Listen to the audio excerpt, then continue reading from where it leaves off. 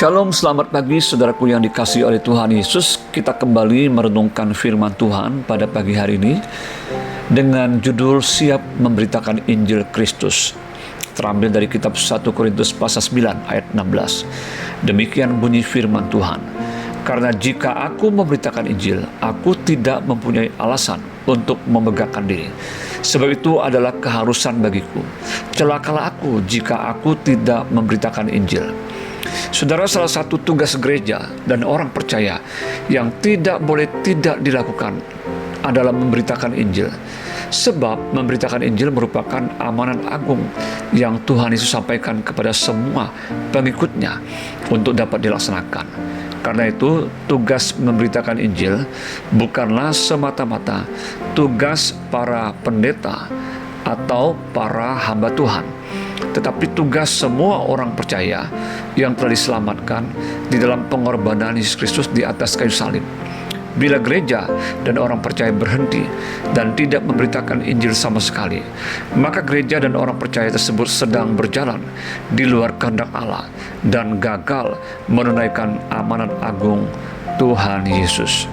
Tidaklah heran Rasul Paulus yang telah diubahkan dan yang telah menjadi percaya kepada Yesus Kristus berkata, "Celakalah aku jika aku tidak memberitakan Injil."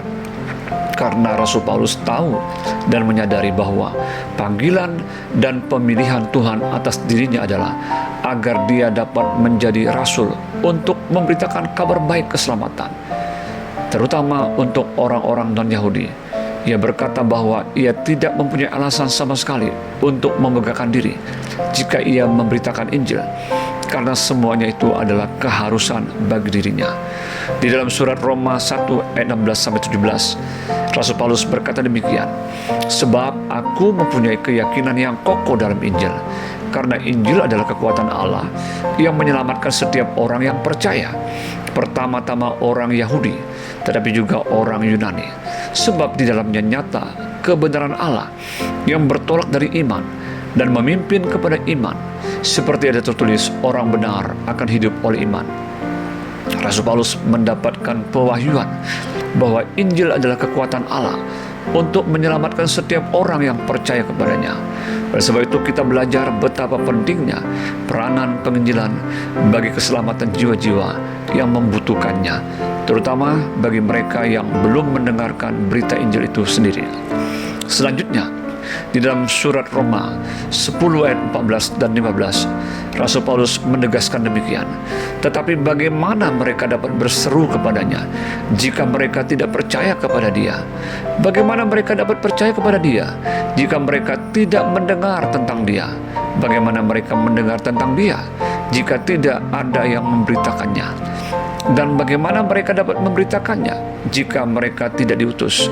Seperti ada tertulis, betapa indahnya kedatangan mereka yang membawa kabar baik." Di sini kita melihat pentingnya peranan kita sebagai orang percaya yang telah diutus oleh Tuhan Yesus sendiri di dalam amanat agungnya untuk kita pergi memberitakan Injil kepada segala makhluk. Markus 16 ayat yang ke-15. Mari sebagai orang percaya yang sudah menerima anugerah keselamatan di dalam Kristus, kita bersama-sama melakukan amanat agung Tuhan Yesus melalui penginjilan. Akan ada sukacita pada malaikat-malaikat Allah karena satu orang berdosa yang bertobat. Lukas 15 ayat yang ke-10. Ingat, tanggung jawab dan tugas penginjilan ini adalah untuk semua kita orang percaya.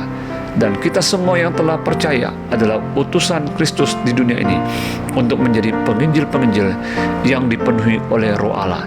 Selamat menginjil. Tuhan Yesus memberkati kita semua. Shalom.